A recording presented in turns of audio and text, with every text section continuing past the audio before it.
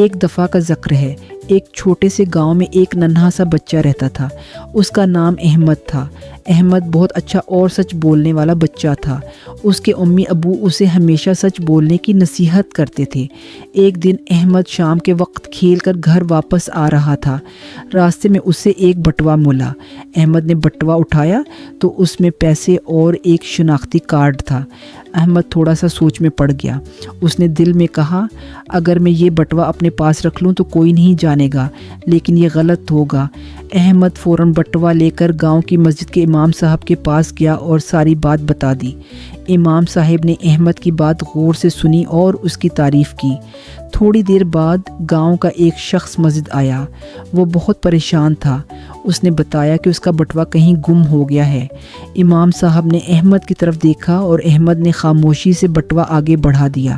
وہ شخص بہت خوش ہوا اور احمد کو دعا دی۔ اس نے احمد کو انعام دینا چاہا، لیکن احمد نے مسکرا کر کہا، مجھے انعام نہیں چاہیے، مجھے خوشی ہے کہ میں نے سچ بولا۔ اس دن احمد کے امی ابو کو اس پر بہت فخر ہوا۔